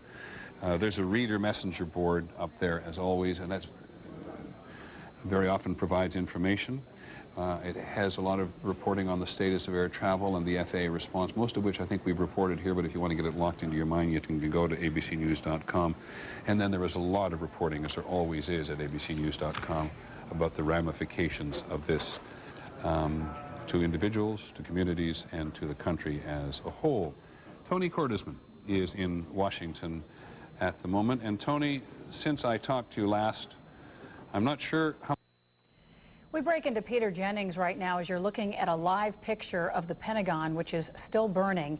And And we want to bring you up to date on the local situation here in Washington after this terrorist attack hits our nation's capital. Good afternoon. I'm Kathleen Matthews. And I'm Maureen Bunyan. And here's what we have, the latest that we have for you. Just a few minutes ago, Mayor Anthony Williams of the district declared that the district is in a state of emergency. He said he did this in order to prepare the city for any possible future terrorist attacks. Let's go to his press conference to hear what he had to say. We're declaring a state of emergency in order to put everyone on alert, in order to ensure that we have the highest level of preparedness. Obviously, if something were to happen, God forbid, and we pray that it won't, we will be fully prepared to then execute the necessary contingency plans. Mayor Williams declaring a state of emergency in the city. Also, he told us that 100 police and National Guardsmen have been dispatched for traffic control at major intersections throughout the city. And he said people should stay out of our city. If you don't have to come into Washington, D.C. today, it is not the day to do so. Now, this attack on the Pentagon obviously comes in a sequence of horrible terrorist attacks. And we want to bring you up to date on the planes that are believed to be involved in both the attacks on the Twin Towers up in New York City and here in Washington at the Pentagon. First of all, the FBI is apparently confirming that it was an American Airlines Flight 77, a Boeing 7057, en route from Dulles here in the Washington area to Los Angeles. That is the plane that crashed into the Pentagon. However, American Airlines is not confirming the location of where American Airlines Flight 77 is. In addition, we have United Airlines. That's United Airlines Flight 93 and United Airlines Flight 175. 175 was a Boeing 767. That flight was bound from Boston to Los Angeles, carrying 56 passengers, 2 pilots and 7 flight attendants. We cannot tell you from the airlines where that plane has crashed. And there you see Flight 93, United Airlines. That is the plane that crashed southeast of Pittsburgh. It was en route from Newark, New Jersey to San Francisco. And finally, that other flight, American Airlines Flight 11, you see there, that was a Boeing 767, and that is the plane that was en route from Boston to Los Angeles. Now, American and United are not confirming where these particular planes crashed. And Kathleen, let's look at what the traffic situation is like around the district at this moment. At this moment, all bridges into the district are closed. You cannot come into the city on one of those bridges, Memorial Bridge, Wilson Bridge, Chain Bridge, of course. All roads are open, however, for people who are trying to leave the city to go home. And D.C. government workers have been sent home. All workers in federal buildings have been sent home, so there is traffic on the streets. Union Station is open, but there are no trains operating between Washington and New York City. Now, especially since one of those flights did originate here at Dulles Airport, we want to give you a telephone number if you have concerns about knowing somebody who might have been on board that flight or any of the other ones that we just showed you. For passenger information, this is the number you can call. It's 1-800-245-0999. 1-800-245-0999. Call that number only if you believe that you do know somebody who was on board and you need to get that information. And we'll have more on this very tragic situation for you as the afternoon continues. We now rejoin ABC and Peter Jennings. You make very good points, and you therefore assume that there is a lot of money involved in an operation like this. I think that's a dangerous assumption, Peter. Okay. We always use these phrases, $100 million or $10 million. What it requires is a lot of political commitment, ideological commitment. It isn't something 3 people can do. It is potentially something that perhaps 30 or 40 can do. It is possible that only one major cell of some terrorist organization is involved. But I think we also have to ask another question now, and that is whether some state that hosted this movement knew about it, elements of sophistication which raised that prospect. Stay with us for a second, Tony, because Vince Canestraro, who also talks on the subject of terrorism and does more than talk on the subject of terrorism for us, is also here at the moment. Vince, do you want to make some comments about this? Yeah, Peter, I think that Tony makes some good points about the complexity and the sophistication of the operation. But I think also we have to see what kind of organizations in the past have been willing to do such a coordinated attack. And, why is that a clue? Because it's a pattern. We see people who committed suicide in these operations. So that points us away from a secular organization to a religiously oriented group. We've seen a pattern of planning against 5 U.S. airliners in 1993 with Ramzi Youssef when his safe site was inspected in Manila in 93. The FBI found evidence that he had been planning to hijack and blow up in flight 5 United airliners flying out of the Far East. Now, that was a very ambitious operation, and I don't think anyone believed that he could actually have done it. But here we are some 8 years later, and we see a coordinated operation and 3 planes hijacked and blown up against targets, and obviously suicide operations, bringing a lot of other people with them. So that tends to point us towards a religiously organized group, perhaps towards Al-Qaeda, but again, with some state support. We've seen these groups evolve in their professionalism over the last several years. We go from... Vince, can I just interrupt you for one second, just to try to keep you on the straight and narrow here? It may be a reach to blame. It may be a reach to blame a religious organization. I agree that we've come to accept the notion that some members, some people who worship Islam in the Middle East have found a better life giving themselves up, as you say. But aren't you sort of already directing and creating something of a mindset about an investigation that's more complicated than that? Oh, certainly. And there's no question that this group, whatever it was, had some professional support, perhaps from a military and a state. The explosives, the way you would fly an aircraft.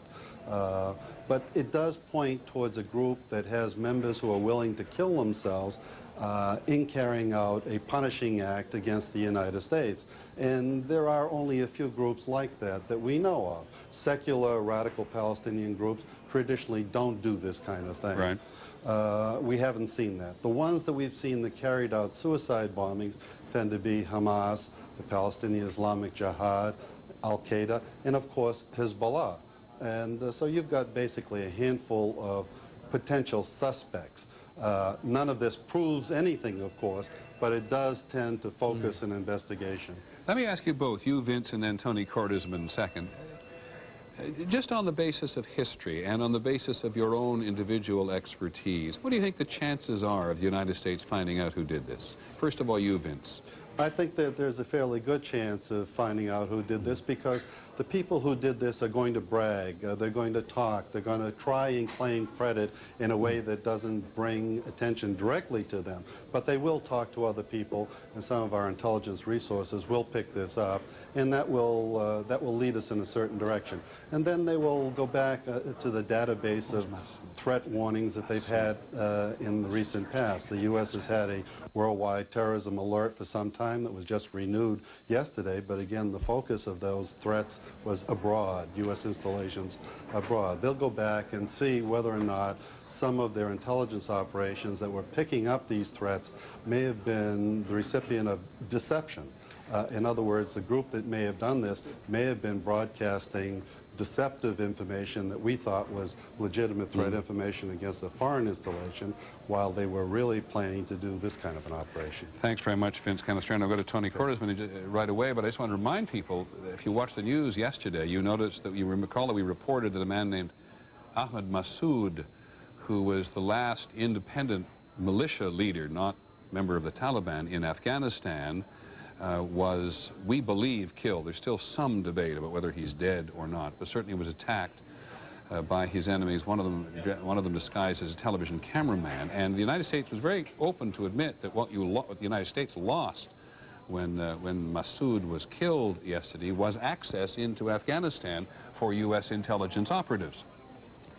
And so I turn now to Tony Cordesman for a quick comment on how quickly, how easily, how complicated, how difficult, how impossible might it be to find out who did this?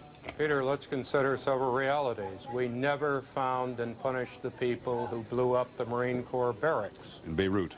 That's right. We have never really addressed who led the attack on Al-Khobar, and the people who've been punished were at the lowest possible level. Those are the civilian and military barracks in Saudi Arabia. That's right. And when we go back to Libya and what happened to Pan Am 103, one person has been imprisoned We have never gone beyond attacking low-level people in an incident of this magnitude to attack the leaders and the core of the group with success, but we have never before really encountered things so serious that we are on the edge of war. And in the case of Pan Am 103, the United States alternated between blaming Syria for supporting the operation and or Libya, which supported the operation. So you're really reaffirming how complicated this is.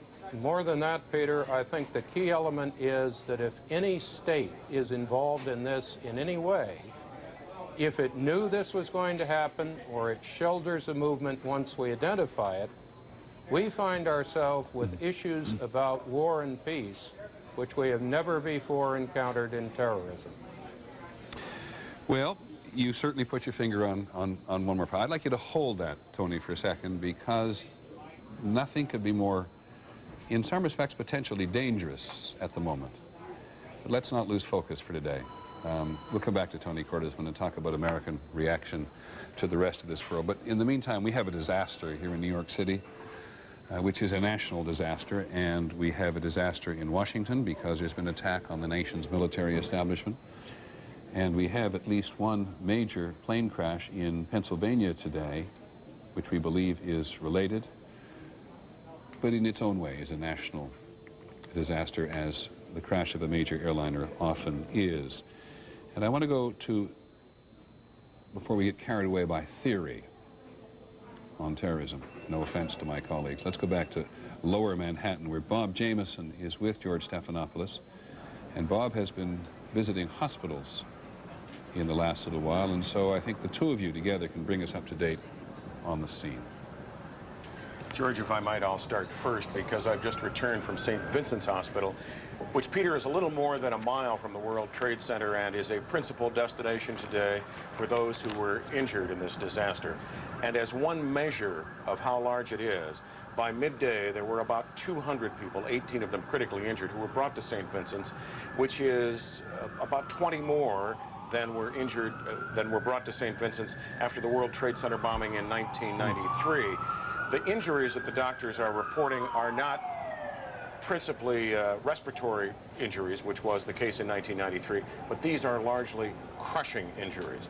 And Peter, 5 hours after the first plane went into the World Trade Center, ambulances are still arriving regularly at St. Vincent's. They are conducting triage, classifying the degree of injury outside on the sidewalk in front of St. Vincent's, and they don't have a clear idea of how many more injured may go there, as well as the other hospitals in New York, and now we hear some in New Jersey. And Peter, that's in part because we've just got a report from John McKenzie out in the field who talked to William Hull, the head of the Port Authority, who said that formal search and rescue operations haven't even begun yet. The bulk of the effort right now by the police and the fire department and others is simply to establish the integrity, the safety of the World Trade Center building. Second, what's left on the site of the World Trade Center. Secondly, Peter, they reported that there's a staggering number of firefighters still on the site, up to 200 that they can't account for yet. They were able to talk to one firefighter on the scene, though, who said that their biggest problem now is not having fire hydrants to put out these small pockets of fires that are cropping up all across the site. And secondly, Peter, there's a problem now with broken gas lines, which they fear could ignite further explosions. George, could Peter, I just... if I might add. Yeah, go ahead, Bob. I just add one thing. I was struck by something at St. Vincent's. The Red Cross, as you may know, has put out a plea for blood donors, particularly those with the less common types of blood, such as O. But even before that plea went out, thousands of people spontaneously showed up at St. Vincent's. Thousands of people, and many of them told us, this is what we think we can do to help. We can't do anything else. Sitting at home watching on television won't help, but this might. Well, Bob, you're quite right. And in fact, there's no reason you would have heard us, but we mentioned a short while ago that blood donors in Nebraska, one of their first instincts, or people in Nebraska, one of their first instincts was to go and respond to a request for blood donations because, as you've just pointed out and we've said before, there's a critical shortage of blood in the United States. And we've heard from the Red Cross any number of times in the last year or so that the country needs blood and it's not going to be available. And so it is reassuring to hear in New York City people doing that instinctively. Bob, let me ask you both, and start with you and then George. My sense of the recovery, if that's the word for it, of this phase of what's going on down there is to deal with people who are injured, who are clearly not in or under the World Trade Towers. Am I right? Yes, I think that's correct, and a large number of them, in one way or another, are some of the emergency and rescue people. And then the next step, as we have seen in other disasters, will be to see who else there is. And George, we've seen buildings collapsed. It sometimes takes days to discover people under collapsed buildings, and we now have a circumstance. Do we have any idea how many people got out before the building collapsed? We don't, do we? Not a very good idea, Peter. We do know that there was some warning. As I said earlier, we spoke to some of the security guards who were on the site, and they did have some warning. There was a feeling that the second building was going to collapse, so the evacuation did begin from people as high up as in the 82nd and 86th floors, but we don't know how many were able to get out. And we do know, Peter, from at least one of the security guards, that they were nowhere near complete. They hadn't come even close to completing the evacuation, but we don't have numbers. And Peter, adding a little bit to the confusion, the collapse of the North Tower may have affected other buildings around there, as well as the collapse of the Millennium Hotel. Well, thank you both very much, and both of you come back at any time that you want and can or contribute to this. We can tell you that the military. Thank you both very much, Bob Jameson and George Stephanopoulos. Thank you. We can tell you that the military. The governor said earlier, the governor of New York, that the National Guard was going to come in, and there's National Guard on station in some parts of the city anyway, is setting up a temporary morgue on the piers in New York City near West 57th Street, which is where people often take off to go and have a tour of New York City from the air, and close by where the famous Circle Line leaves, so people can take a tour around the island of Manhattan and see what it looks like. And none of that traffic is permitted today. The only traffic we have seen on the Hudson River has been, as has been pointed out to us several times, John Miller particularly, pointing out that ferries are taking wounded across the river, across the Hudson River to New Jersey. ABC's Cynthia McFadden is on the phone at the moment. She is calling us from Bellevue Hospital, which is over on the east side of Manhattan, quite some distance from this. Sylvia, do you hear me? Cynthia, do you hear me? I do, Peter. Can you tell us what's going on there? Yeah, we've been able to get into the Disaster Command Center, which is located here at Bellevue. As you say, it's about 20 or 30 blocks north and east of the actual site of the Twin Towers. But this is where the city puts its resources to prepare for an emergency. They rehearse here, practice here for disasters, and today we were allowed in the first group of journalists to go inside and see where they were running the disaster relief from. Let me paint a picture for you, if I might, of the room. It's about a 30 by 15 room, about 10 people crowded around a conference table, about 15 phone lines coming into the room. The mayor's office, emergency services, police and fire, all of those efforts being coordinated through this room. It was surprisingly calm, surprisingly quiet.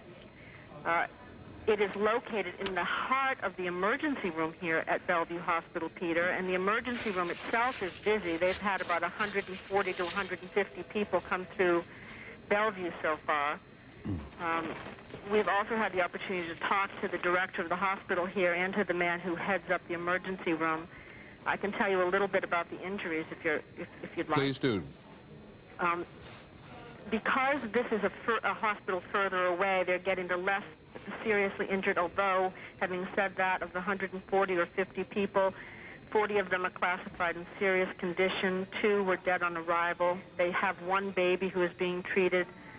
3 to 5 operating rooms are currently going with what the doctor characterized as extremely serious surgeries.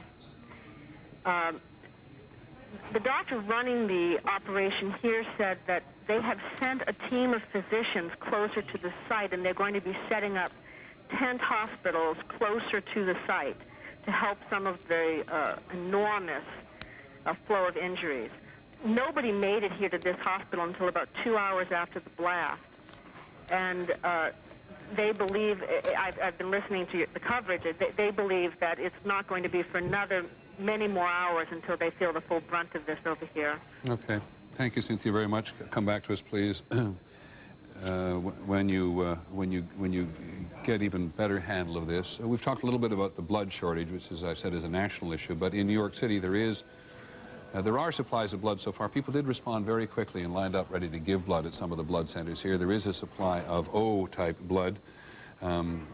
O negative appears, as best we can understand from the people who are collecting it, is the most important kind of blood needed at the moment because it's the universal donor, meaning anyone can actually get it. Now, there's a slight bit more of information, like all information today, reasonably suspect at the outset, but the Associated Press is reporting that this airliner, this United Airlines jet, which crashed in Pennsylvania, which is a American Airlines, my apologies, United Airlines Flight 93. I don't quite know exactly what aircraft it was, a 767, I think, which we just uncertain about, did not know why it had crashed, whether it was part of this overall operation this morning.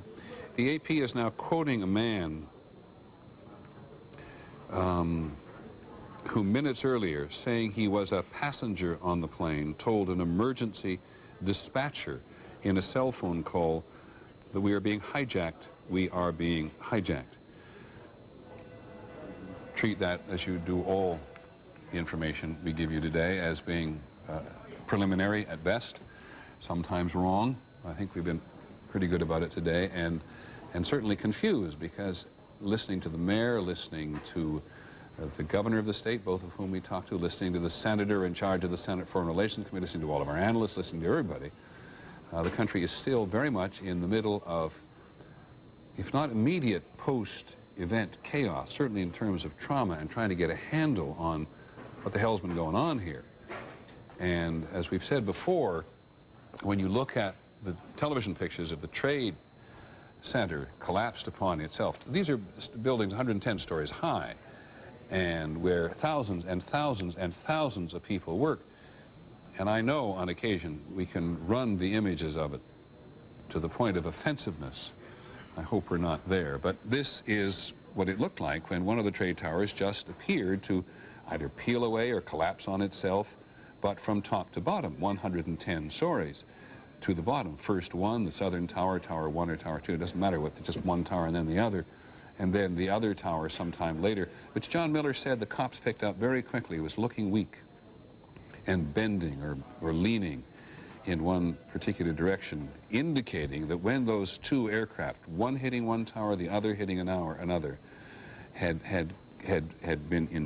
gone straight into those towers with such force that even at the midpoint of the building, or in that case 2/3 up, something had happened to so totally weaken the infrastructure that this was like peeling a banana, except that it was full of people, or had many, many people in it.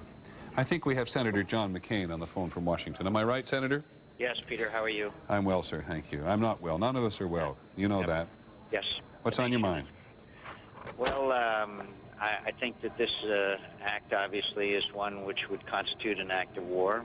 I believe that the American people should remain calm and rally behind our president, and I'm confident that our military and our president will find out the perpetrators of this outrage, and we will not only punish those responsible, but ensure that something like this never happens again. And clearly we need to look at our intelligence capabilities. I don't mean for one second, Senator, to belittle the necessary thing you must say today, which is we'll find those who are responsible and we'll punish them, because Tony Cordesman has just pointed out very effectively how often we don't find the people and we don't get to punish them. But you say an act of war. Yes. Do you believe that if another country is somehow the patron of an individual or a group of individuals who has done this, we should go to war with that country? Absolutely, because they have committed atrocity on a scale that's unprecedented in history that I know of. Everybody's talking about a second Pearl Harbor. At least that was an attack on military targets, not on the civilian community. This is an unspeakable outrage, and clearly we can and must find out who perpetrated it. And Tony Cordesman and I have great respect for him, but I believe that we have the capability to find it out, and we need to improve our intelligence capabilities, particularly in the area of human intelligence. We have wonderful satellite capabilities and technical capabilities. In the late 70s and early 80s, we, for all intents and purposes, dismantled our human intelligence capability, which divines motives, and that's something technical intelligence cannot do. Well, I think those of us who cover intelligence in any way, Senator, know that human intelligence, or HUMINT as they call it in the trade, has been very difficult, particularly in places like Afghanistan. So just assume for a second, well, no, don't assume anything, but are you desperately frustrated at the moment in some respects because this was sort of, in many ways, this was bound to happen in some measure, and we may not be able to get at the perpetrators? No, I think that among many other things, obviously sorrow is the overriding emotion, but also I don't think our lives will ever be the same again in some respect, especially those who use airliners with some frequency. There's always been questions and studies and tests of our airport security systems, and they've always found breaches in them. Obviously, that's going to have to be addressed, and that's going to be very inconvenient for Americans. But at the same time, we also have to reevaluate the importance of making sure that anyone who wants to try it is incapable of doing so. But the best way to address it, obviously, is going to the source. Your Democratic colleague, Senator Biden, said a while ago, the terrorist wins again when it alters American lifestyle. I assume you believe the same thing? Oh, absolutely, absolutely. And the things that have been inflicted on the American people is, I mean, it staggers the imagination. And yet I believe that the best thing that we can do as Americans is remain calm, rally behind the President of the United States, and know with confidence that we will take whatever steps are necessary to prevent this from happening again. I don't think that there's any reason for Americans to feel a sense of panic. Okay. Thank you, Senator McCain, very much indeed. Appreciate your time. Senator John McCain of Arizona, who knows a lot about violence, and many people in the country will think knows a lot about leadership as well. Former presidential candidate, often talking about doing it, or often considered to be doing it again. Claire Shipman is in Washington. Claire, where's Mr. Bush? Well, Peter, we have a little bit of news on that front. As you know, he is in the air again on his way somewhere from Shreveport, Louisiana. We have been told by sources that he will not be coming to Washington. He is going to make another stop at an undisclosed secure location so that he can talk to people from there on the ground. His security team can assess just how safe it is back here in Washington. As you mentioned earlier, that there must be great political pressure for him to get back to Washington. These sources confirm just that. The political team wants him back home. He wants to come back home. His security team does not feel it is safe right now. They do think, though, and they're guessing right now, that he might be able to get back at some point this evening. But again, he's got at least one more stop. Another interesting point along those lines. Hold on, one more stop? One more stop between Shreveport and Washington. He's on his way now, we're told, to another undisclosed location that his security team considers secure. They won't tell us where it is, obviously. But do we know? So, in other words, this one more stop is another security stop dictated by the Secret Service? Indeed it is. And we would be guessing if we talked about another Air Force base or something of the kind, but they have a number of stops. And I'm told this one is not anywhere in the direction of Washington, that they have a number of places they can take him. Let me ask you this. Have you heard any mention whatsoever of the possibility the President will come to New York? No, there was a rumor to that effect earlier, Peter, but that was shot down, and my sources tell me he is not going anywhere near New York right now. That situation would create chaos that New York just doesn't need at this point. Absolutely. They've also told us that their full security plan is in effect. They do have the House and Senate leadership out of town. Condoleezza Rice is the only senior official remaining at the White House, and she will remain at the White House to try to coordinate efforts from there. Mrs. Bush has also been spirited away. She was on Capitol Hill this morning set to address Congress. She's been taken to an undisclosed location. Peter. Now, there was some mention that but there was some mention of the fact that the United Airlines aircraft that crashed east to southeast of Pittsburgh may have been, in fact, going in the direction of Camp David. Had you heard that? I heard that, as you did. My security sources don't know anything about that, so we haven't been able to confirm anything along those lines. Okay, then we'll leave it alone. Claire, thanks very much. We'll come back to you. As soon as we know where the President is going to go next. Seems a little bit strange. Pierre Thomas, working the phones on the FBI. What have you got, Pierre? Well, one of the first things that they are focused on, obviously, is the injured, but the next priority is to get to Dulles International Airport, which they are, and Boston Logan. They are going to talk to the Boston United and American airline officials. They're trying to get a sense of who was on the plane. Early on, they're very limited in what they can do. They're trying to assess the situation, but one of the first things they can try to do is try to get a sense of who was on the plane, try to begin to check out aliases, and that might lead them in some investigative direction. But they're very limited in the early stages in terms of what they can do. Hello, I'm Del Walters in the ABC7 studios. We're going to rejoin ABC in just a second, but we wanted to bring you up to date on the second prong and what has been now a two-pronged terrorist attack here, and that being the plane that crashed into the Pentagon. You were looking live at a picture there where at this hour the flames still continue to burn. Joining Del, I'm Kathleen Matthews, and we want to take you back several hours to about 10 o'clock this morning when a plane crashed into the Pentagon. And as you can see, damage and destruction there caused by that plane. While we are not getting confirmation from American Airlines as to what plane that was, apparently FBI sources have been telling ABC News that the plane that crashed into the Pentagon was American Airlines Flight 77. That was a Boeing 757 that actually took off from Dulles Airport and was en route to Los Angeles. Now, we understand that plane, the airlines are confirming that that plane was carrying 58 passengers, 4 flight attendants, and 2 pilots. Now, again, the airlines will not confirm where that airplane has crashed, but FBI sources have told ABC News that that American Airlines flight is the one that crashed into the Pentagon. We're going to update you on the injuries in a second, but first we want to bring you up to date on a phone number that we've been given by the Pentagon. If you are a Pentagon employee who evacuated the building, they want to hear from you. They're trying to get an accounting as to who may or may not be inside the building. The number that you can call is there on your screen. It is 1-877-663-6772.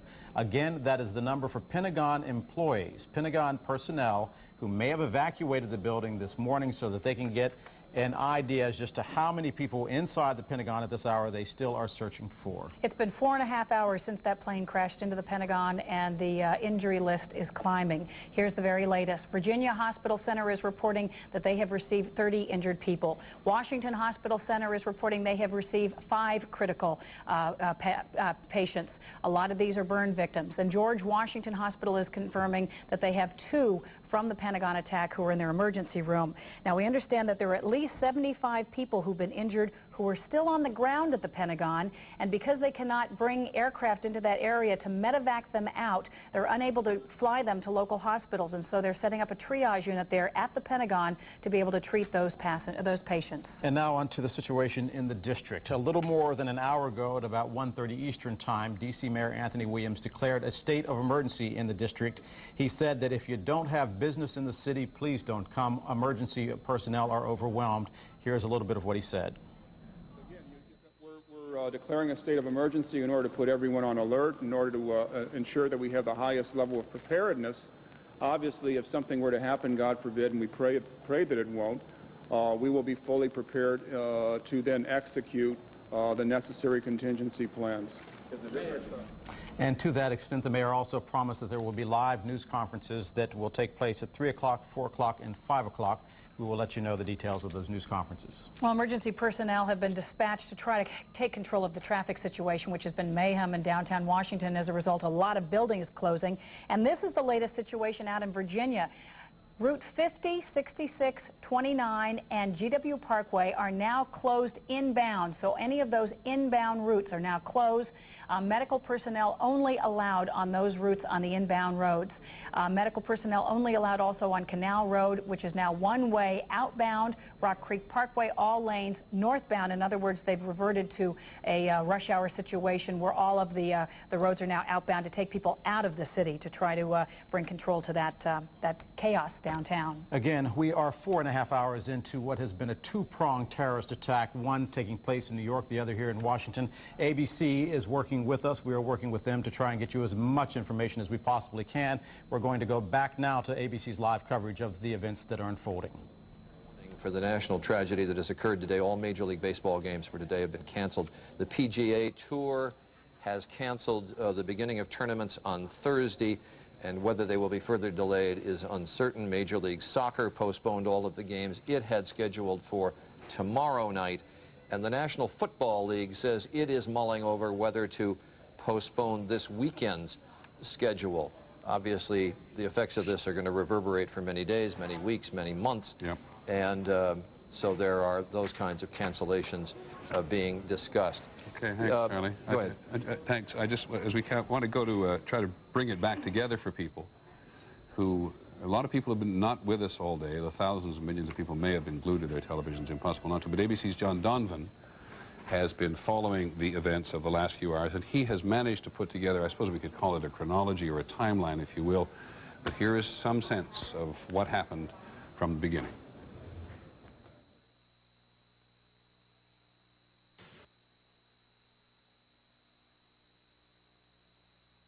We want to tell you what we know as we know it, but we just got a report in that there's been some sort of explosion at the first thing any television camera saw this morning was this.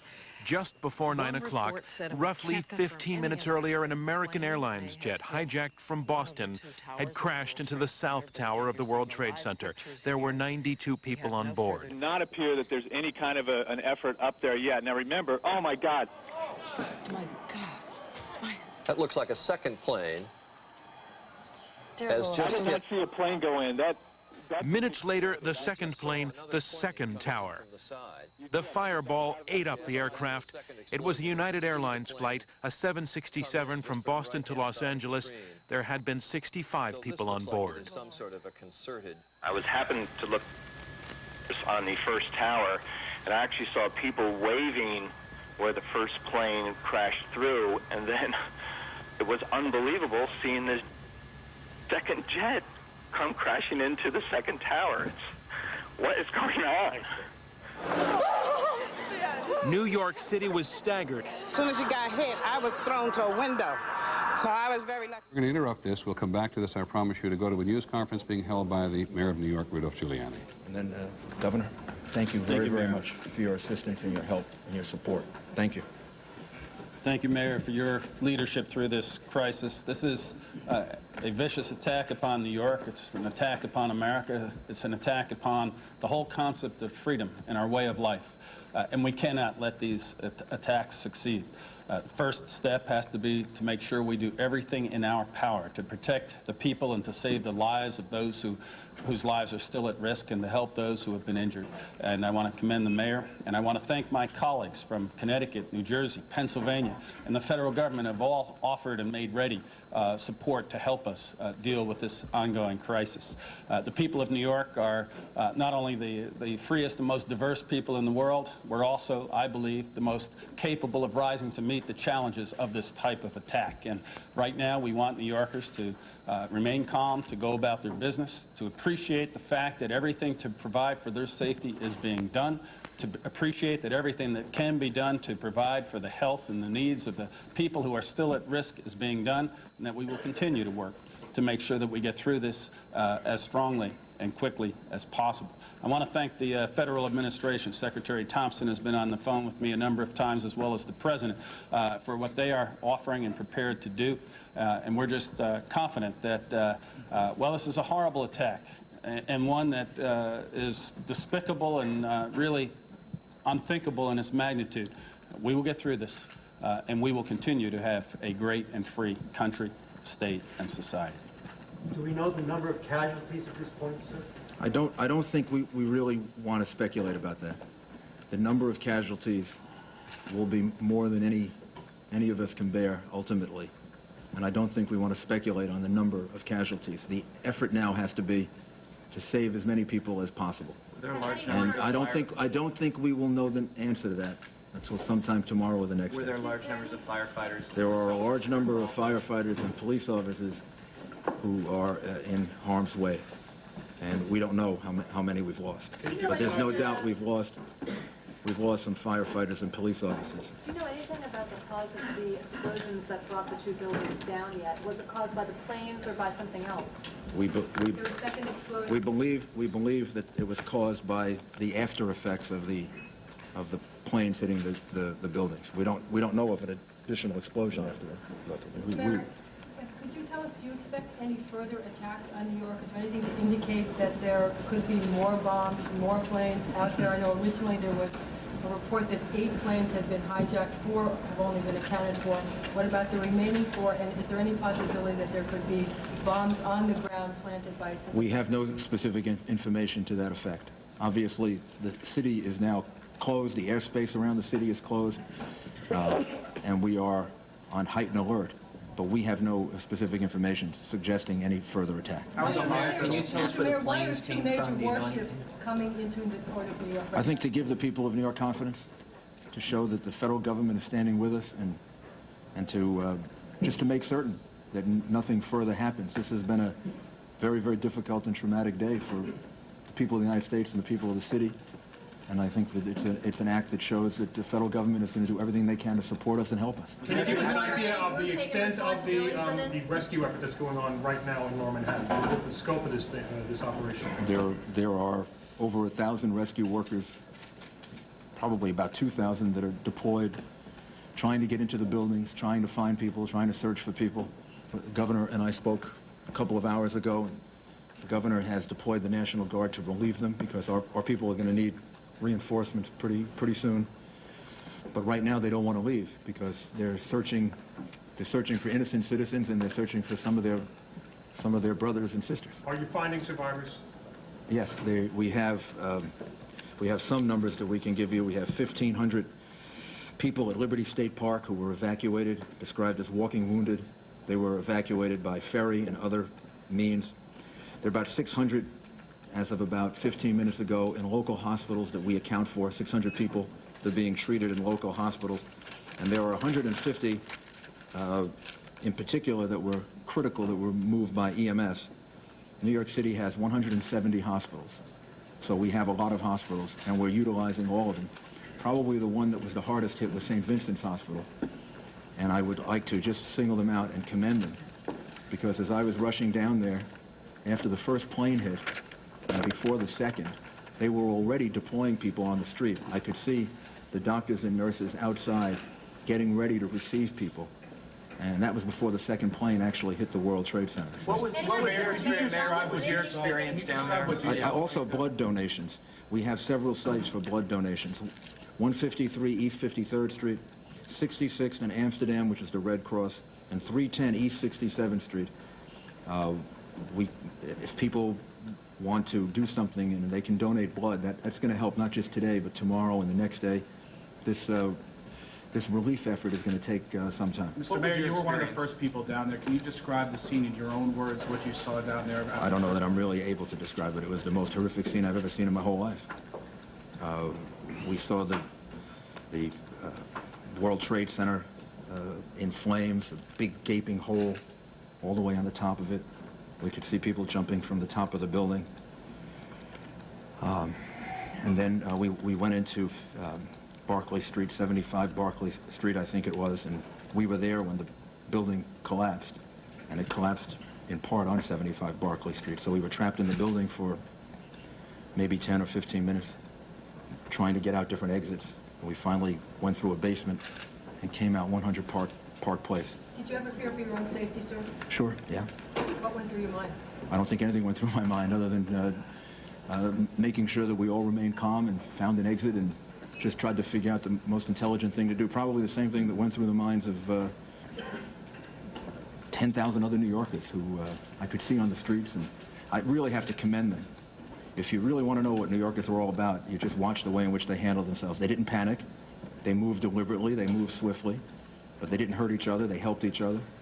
I mean, these are just the most wonderful people in the world. Do we know anything about the composition of that dust that blankets Lower Manhattan? Is there any asbestos or any hazardous material in that dust? I don't know. I don't know the answer to that. Mr. Mayor, there were reports of a gas explosion related to this. Are you aware of that?